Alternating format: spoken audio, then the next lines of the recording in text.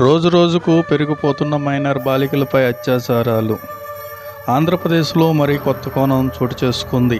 అనంతపురంలోని నారప్ప అనే గ్రామంలో xerox centre దగ్గరకు వెళ్ళిన 8వ తరగతి చదువుతున్న దళిత బాలికపై షాపు నిర్వహిస్తున్న యజమాని నాగరాజు అత్యాచారయత్నం ప్రయత్నం చేశాడు.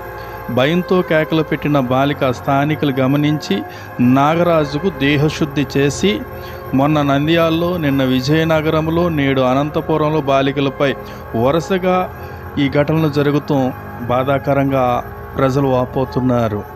ఎంతకాలము ఆంధ్రప్రదేశ్లో ఇటువంటి బాలికలపై అత్యాచారాలు జరుగుతాయని ప్రజలు భయాందోళనకు గురవుతున్నారు. మైనర్ బాలిక తల్లిదండ్రులై బయటకు పంపడానికే భయపడుతున్న తరుణం మనం చూడొచ్చు. ఎంతమంది ఎవరు చాలా మంది గుంజేసినంటే సిరీస్ అని బాగా గుంజొప్పింది. మళ్ళీ ఏంటి చెప్తుందా బాబా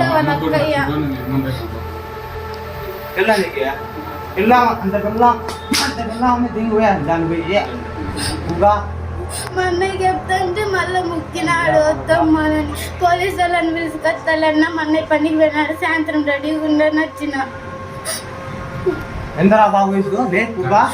మళ్ళీ 2వ క్లాస్ అని అడిగితే మళ్ళీ డబ్బులు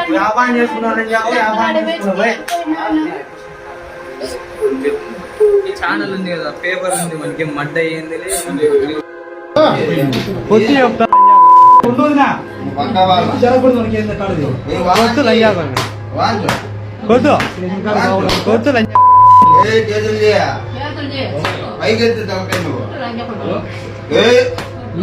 మర్యాద కానీ ఏమన్నా నిలబడాలంటే